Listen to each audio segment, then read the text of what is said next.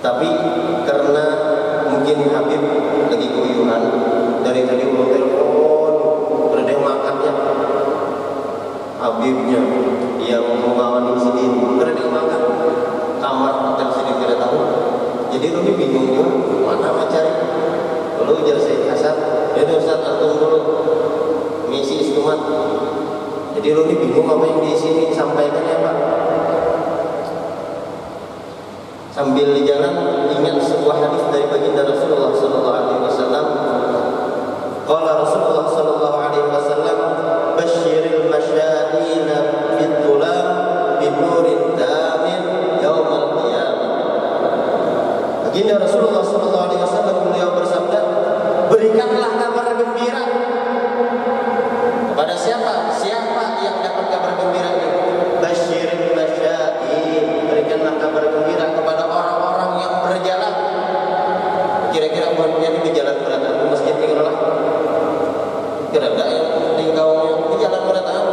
Basyiril masyadin fitulah di waktu malam.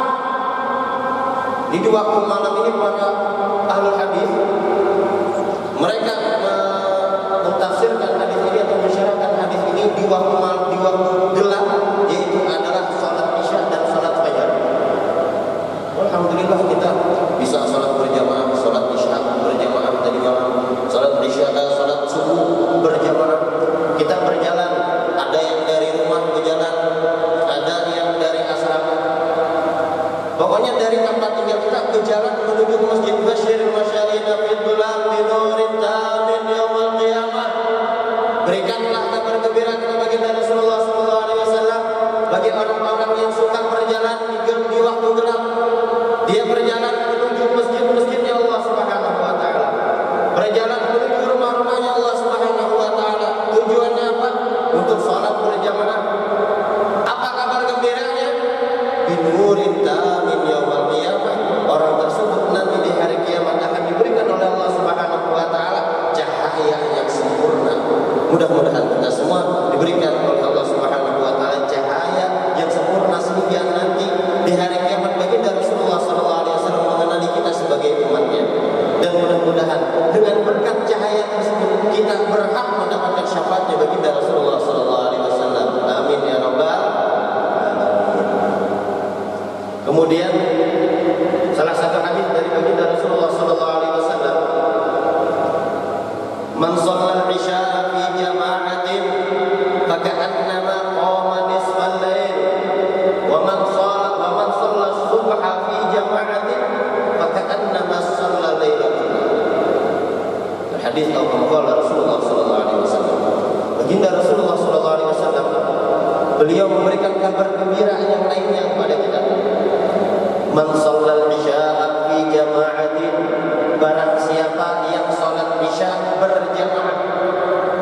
Mungkin kira-kira kalau tadi semuanya isya berjamaah, jamaah di rumah kan atau di asrama? Jamaah kebanyakan insyaallah jamaah.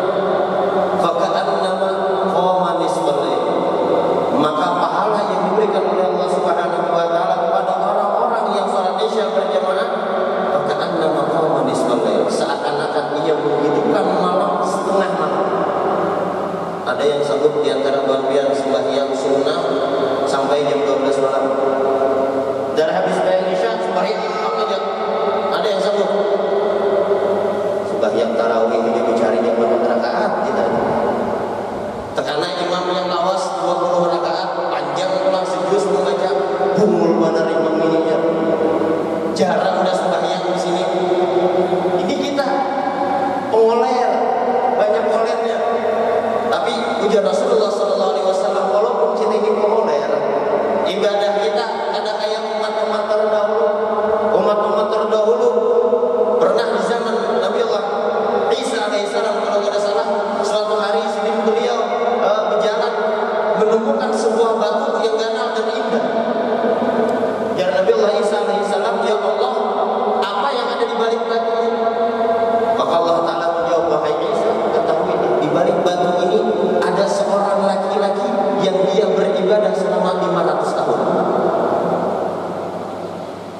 Kemudian Nabi Isa berdoa, maka batu tadi terbelah dan ditemukan laki-laki tadi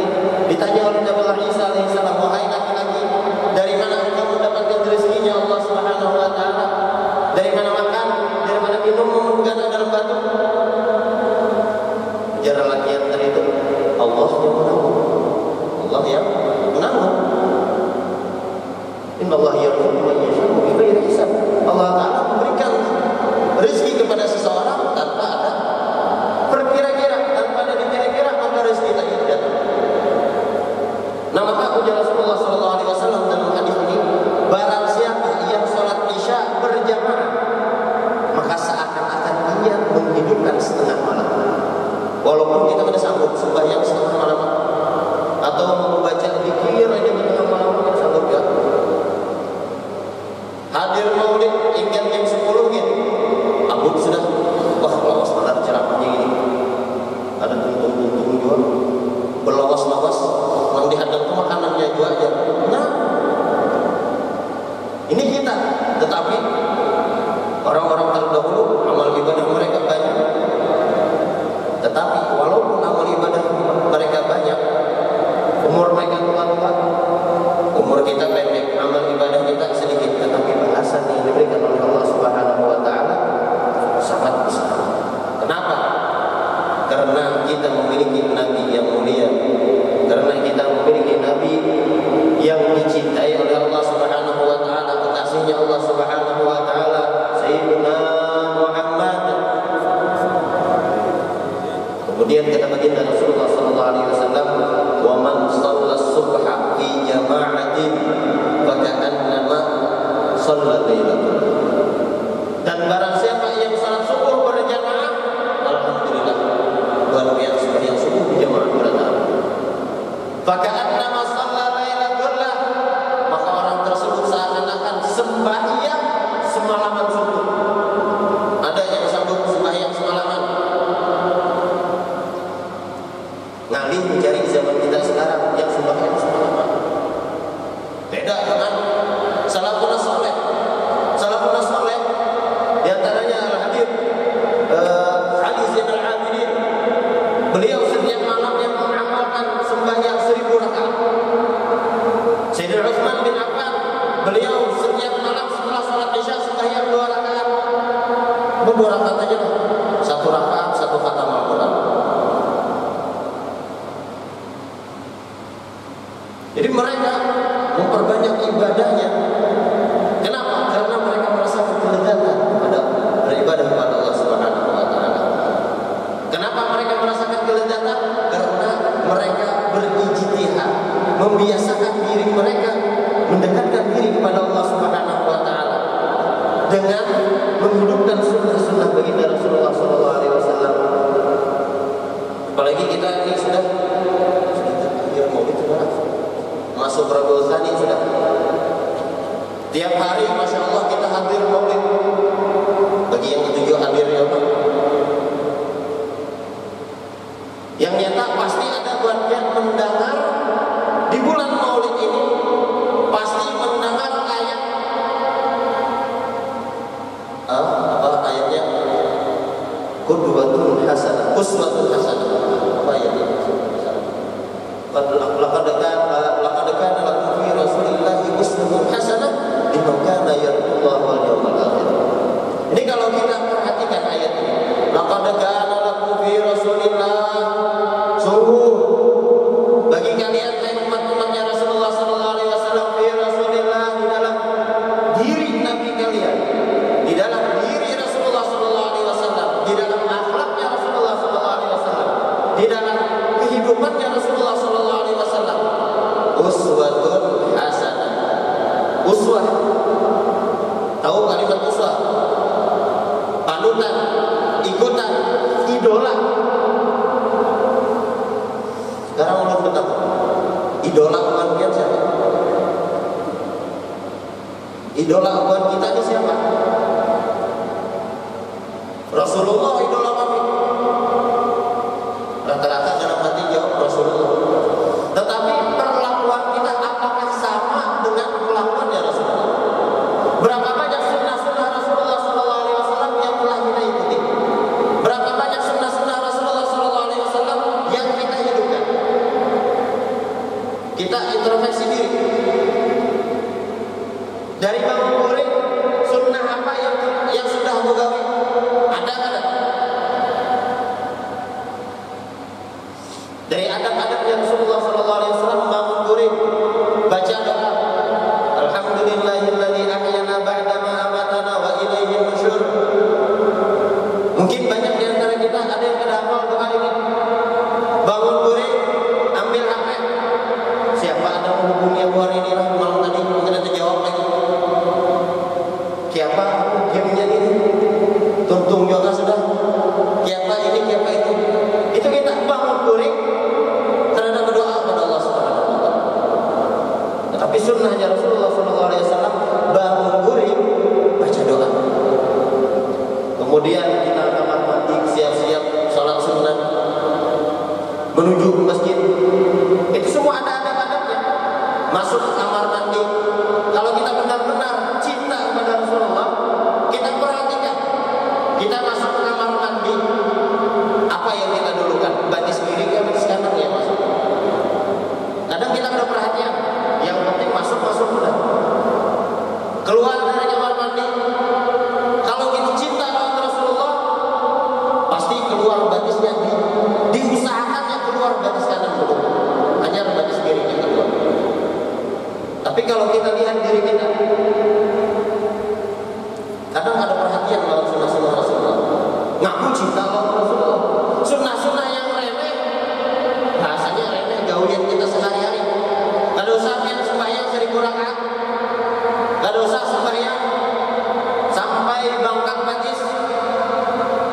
Gak ada usah sembahyang sampai jidat hilang. Cukup hidupkan sunnah-sunnah Rasulullah SAW dalam kehidupan kita, dalam keseharian kita. Apa sunnahnya Rasulullah begitu masuk masjid? Dulukan batis kanan, keluar batis kiri. Sebelum masuk masjid disunnahkan bersiwak, keluar masjid disunnahkan pakai siwak. Hendak sembahyang disunnahkan pakai siwak. Ini kira-kira di kantong bandian ada yang bawa siwak? Hah? Ada yang bawa siwak? Kada sampai seberapa kira-kira? Banyak yang tidak bawa siwak. Kenapa? Karena kita kurang paham apa itu sunnah-sunnahnya Rasulullah. Bagaimana akhlaknya Rasulullah. Karena itu kita penting hadir ke pengajian, hadir ke majelis-majelis yang memperkenalkan kita kepada baginda Rasulullah SAW, yang menambahkan rasa cinta kita kepada baginda Rasulullah SAW, dan yang mendekatkan diri kita kepada Allah Subhanahu wa taala. Cinta kepada Allah Subhanahu wa taala. Majelis-majelis yang seperti itu yang pantas kita hadiri, yang wajib kita hadiri. Siwak di antaranya sunnah-sunnah Rasulullah yang banyak sekarang dilupakan oleh umatnya baginda Rasulullah SAW. Padahal siwak ini bendanya kecil tapi pahalanya gede. Siwak harganya murah, faedahnya gede. Ampun maaf, di antara kita yang ketujuh merokok, yang bisa merokok, bukan rokok sebungkus, berapa harganya?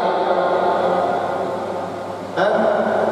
Ada yang 15.000, ada yang 20.000, ada yang 25.000. Terus rokok tadi sehari habis berapa kotak? Ada yang sebungkus, ada yang 2 bungkus sehari. Kalau yang sebungkus saja harga 25.000, masa tukar siwak harga 10.000, harga 15.000 udah sambung. Ngakunya cinta sama Rasulullah.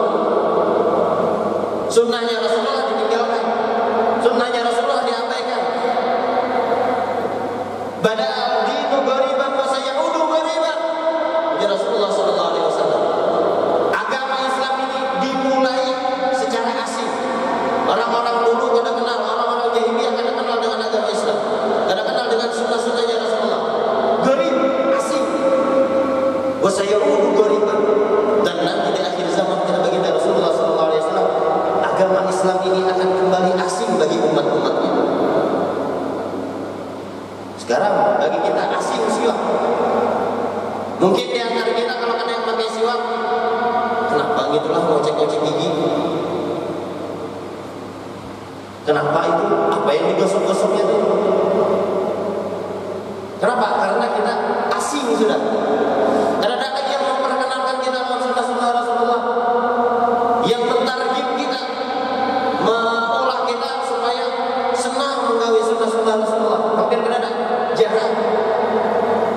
sayaudu ghariban, dan akan kembali agama ini menjadi asing. Fatuba lil ghuraba, maka beruntung kata baginda Rasulullah sallallahu alaihi wasallam, lil ghuraba, bagi orang-orang yang asing tersebut, yang mereka menghidupkan sunnah-sunnahnya Rasulullah sallallahu alaihi wasallam.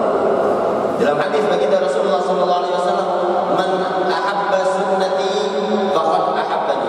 Di dalam riwayat yang lain, man ahya sunnati faqad ahabbani. Di dalam riwayat yang lain lagi, man ahya sunnati faqad ahyani. Berbeda-beda pendapat riwayat. Barang siapa yang pertama, barang siapa yang cinta kepada sunnah, faqad ahabbani, maka pasti dia cinta kepadaku. Dalam riwayat yang lain, man ahya sunnati, barang siapa yang menghidupkan sunnahku, faqad ahabbani, maka sungguh dia cinta kepadaku. Dalam riwayat yang lain, man ahya sunnati faqad ahyani, barang siapa yang menghidupkan sunnahku, maka sungguh dia telah menghidupkan aku. Di dalam dirinya, dia mencerminkan diri Rasulullah SAW di dalam dirinya. Wa man ahabbani kana ma'i fil jannah, dan barang siapa yang cinta kepadaku, maka niscaya dia nanti bersamaku di dalam surga.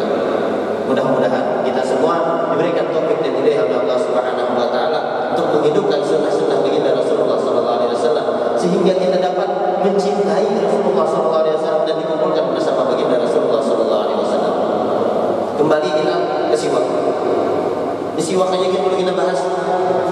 Siwak mutahharun lil fam wa marqatun lirrab. Siwak ini di antara faedahnya yang harganya cuma 10.000, 15.000. Mutahharun, dapat mensucikan, lil fam, bagi mulut kita, membersihkan mulut kita. Wa marqatun lirrab, dan mendatangkan keridhaannya Allah. Hendak buat dapat ridhonya Allah Ta'ala, pasti hendak. Siapa yang hendak dapat ridhonya Allah Ta'ala? Bukan siwak. Wah, biar ini jualan siwak di masjid. Ada. Belum kan jualan siwak. Cuma menyuruh buat biar bukan siwak. Harganya 10.000, 15.000. Dapat keridhaannya Allah Subhanahu wa taala. Coba mohon maaf tadi. Buat biar bukan rokok. Dapat keridhaan Allah Ta'ala. Dapat keridhaan Allah Ta'ala. Wallahu a'lam. Bahkan dikatakan Al-Habib Ali Al-Habsyi, ketika beliau melaksanakan maulid, maka baginda Rasulullah SAW hadir di majlisnya Habib Ali Al-Habsyi. Lalu suatu hari baginda Rasulullah SAW akan hadir, dilihat oleh orang yang dibukakan oleh Allah Subhanahu wa taala hijab. Rasulullah kada masuk ke dalam majlisnya beliau. Maka ditanya, "Wahai Rasulullah, kenapa dia kada masuk? Biasanya dia masuk dari awal sampai akhir." Ujar Rasulullah SAW, di dalam majlis tersebut ada seseorang yang membawa tumbang. Tumbang itu bahasa kita rokok. Ada yang membawa rokok. Membawa rokok, Rasulullah tidak dapat itu. Kenapa? Amunnya lagi bermaulidan, sibuk berokok. Lagi berselawatan, sibuk berokok. Lalu mengaku-ngaku Rasulullah hadir bersama kami. Jauh. Kenapa? Karena rokok itu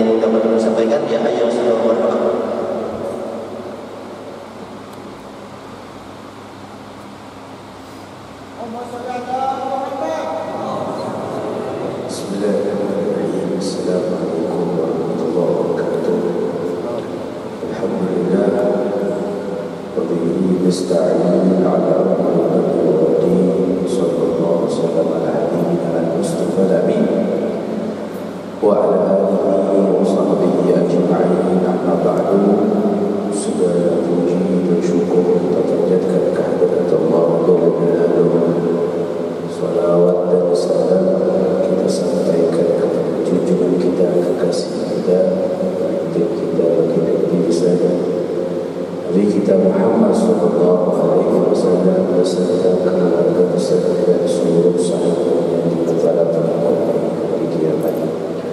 Kita hormati, kita muliakan saudara para sahabat pengurus Masjid Raya Darussalam, semoga Allah beri panjang umur sehat afiat.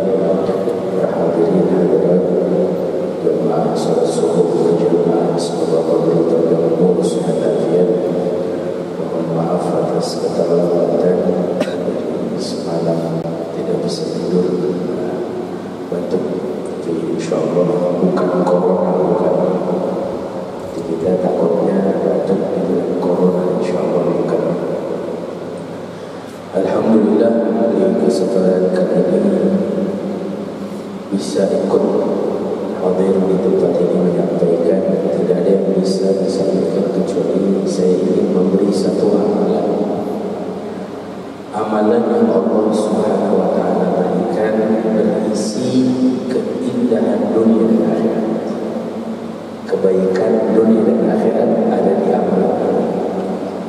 Amalan yang mudah, amalan yang ringkas. Namun jika kita mengamalkannya, insyaallah kita mendapatkan kebaikan dunia dan akhirat.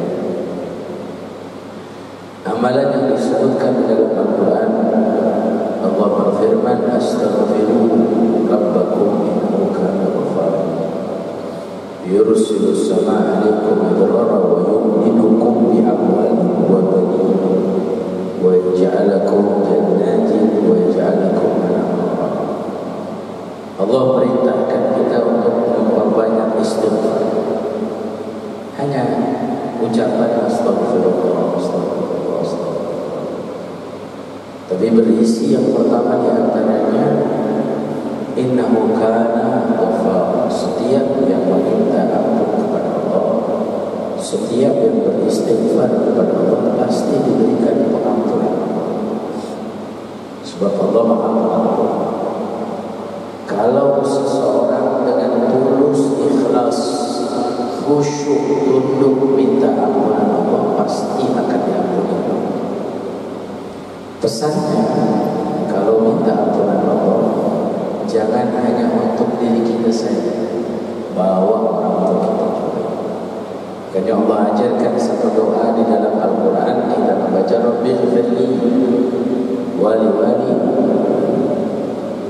ya Allah ampuni saya dan kedua orang tua saya. Kalau anak ini tulus minta pengampunan Allah untuknya dan untuk orang tua, khusyuk tunduk, maka orang tua kita dosanya diampuni. Sebab Allah berjanjikan innahu kana ghaffara. Allah Subhanahu wa taala sesungguhnya Maha Pengampun. Dan di sini diarahkan bukan hanya istighfar untuk orang yang hidup saja. Walaupun orang tua kita sudah tiada pun pasti dapat pengampunan. Jadi kita dalam akidah kita, kepercayaan kita percaya bahwa Allah dapat memberikan pengampunan bahkan untuk orang yang sudah tiada. Sebab Allah tidak khususkan, ya Allah ampuni orang tua saya yang masih hidup saja. Rabbighfirli wa li walidayya. Cuma sayangnya seringkali ada orang yang mengatakan doa atau istighfar orang yang sudah meninggal tidak sampai. Padahal Rasulullah dengan lafaz hadis mengatakan khairul hadaya minal ahya ilal amwat ad-du'a wal istighfar. Sebaik-baiknya hadiah dari orang yang hidup untuk orang yang sudah meninggal dunia, doa dan istighfar. Kalau dia semasa orang tua hidup bisa berikan hadiah, punya milik banyak harta, bisa berikan milik, bisa berikan. Tapi kalau orang tua yang sudah meninggal, apa bisa berikan? Bisa berikan hadiah harta, bisa berikan hadiah mobil. Apa yang baik hadiah? Hanya doa dan istighfar. Nah yang ketiga pesannya, istighfarnya juga untuk yang lain, kaum mukminin, kaum mukminat. Jadi kita kalau beristighfar, boleh istighfar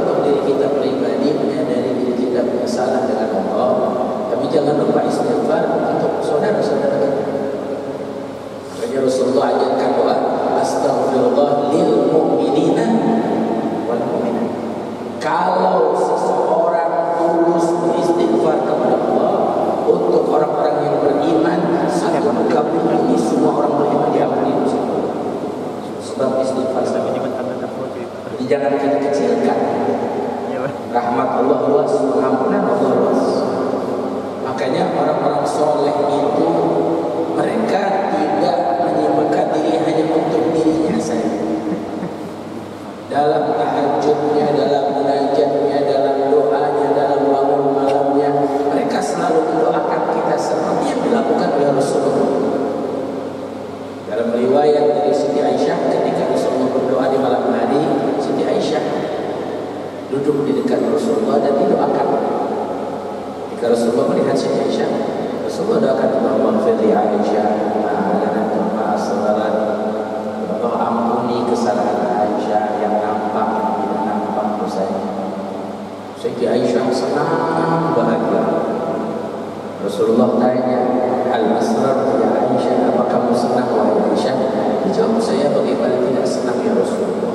Saya masuk dalam doa, disebut nama. Apa kata Rasulullah? Ketahuilah Aisyah, ini doaku yang setiap malam aku panjatkan kepada Allah untuk umat. Jadi tiap malam Rasulullah doakan kita. Tanpa kita sadari, dosa kita diampuni oleh Allah sebab salah satu doanya Rasulullah 1400 tahun yang lalu. Sebab doa itu gak putus. Seperti penjelasan Allah dalam surat Al-Kahfi. Ketika Nabi Allah Musa berjumpa dengan Khidir, ada doa orang tua, wakana abuhuma salihah. Ya, orang tuanya dahulu orang soleh. Dan dalam tafsir itu disebutkan orang tuanya yang soleh ini orang tua keberapa? Ternyata orang tua ketujuhnya yang mendoakan anaknya, cucu ketujuh baru doanya diijabah oleh Allah Subhanahu. Mudah-mudahan termasuk doanya Rasulullah, dosa kita semua diampuni oleh Allah. Makanya pesan saya istighfar buat umum. Jangan kita hanya mementingkan diri kita sendiri. Kita istighfarkan keluarga, saudara, kerabat. Saya pernah bicara salah satu keistimewaan Imam Syekh Abu Bakar bin Salim. Bicara saya ini dipotong di YouTube dan disebarkan. Nah, dibilang saya bid'ah. Masa ada orang, saya bicara Imam Syekh Abu Bakar bin Salim itu disebutkan oleh ulama di zamannya orang-orang semua diampuni dosanya. Kalau kita tidak tahu penjelasannya langsung menyalahkan. Oh, ini Habib bicara, masa ya satu orang menjadi sebab semua orang diampuni dosanya. Kita teliti dulu. Imam Syekh Abu Bakar bin Salim itu 40 tahun wudu isya dipakai untuk sholat subuh. Gak pernah tidur. Isinya doa untuk kita umatnya Nabi Muhammad SAW. Justru mohon maaf, orang yang mungkin menyalahkannya mungkin tidak pernah mendoakan umatnya Nabi Muhammad SAW atau tidak mau mendoakan umatnya Rasulullah. Jadi pesan saya, kalau pian doa, pian minta ampunan Allah, jangan lupakan saudara-saudara pian, semua kaum mukminin, kaum mukmin. Yang kedua, wa yursilu sama alaikum. Istighfar ini menurunkan hujan. Jadi kalau kita mengalami kekeringan atau hutan kebakaran, kita perlu hujan, perbanyak istighfar. Sebab mungkin karena dosa dan kesalahan Allah Subhanahu wa taala tidak menurunkan rahmat. Yang ketiga, wa yu'minukum bi Allah yang melimpahkan harta, wa bani dan juga keturunan. Biar belum punya keturunan, perbanyak istighfar. Ingin harta miskin diluaskan, perbanyak istighfar. Sampai Nabi mengatakan, man lazim al-istighfar ja'ala Allah min kulli hammin faraja wa min kulli dhaiqin makhraja wa yarzuqhu min haitsu la yahtasib.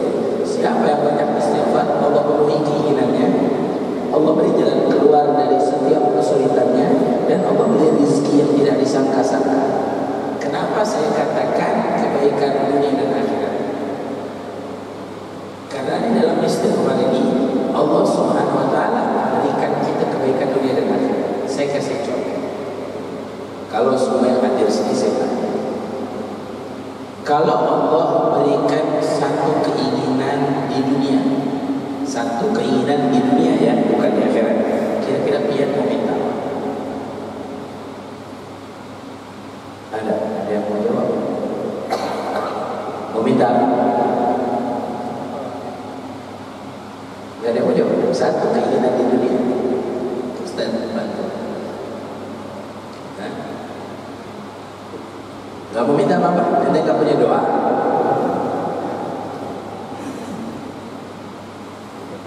Satu keinginan doa, minta jodoh, apa lagi? Suki, apa? Ingin pergi haji, apa di dunia? Satu, ayo, ada yang bisa bantu? Sehat walafiat aja kan? Hah? Sehat walafiat. Sehat afiat. Ayo, lagi. Tidak ada yang punya doa, banyak doa kamu. Apa katanya? Ya, kurang kedengeran semua. Yang lain?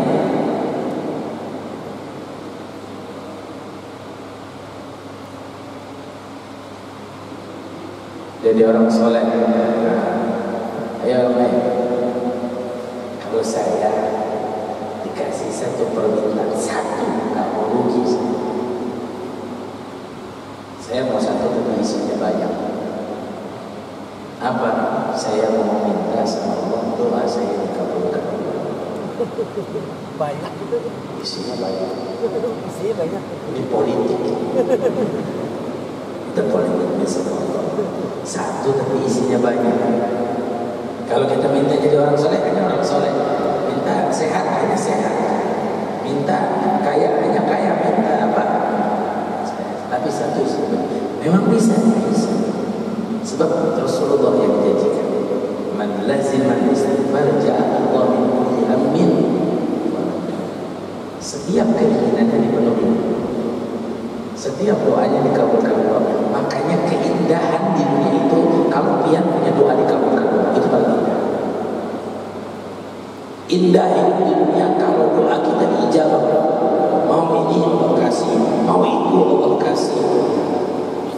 Dan keindahan di akhirat adalah dosa kita diampuni oleh Allah. Dosa kita diampuni oleh Allah Subhanahu, itu paling indah di akhirat. Terakhir, saya menutup dengan satu kisah.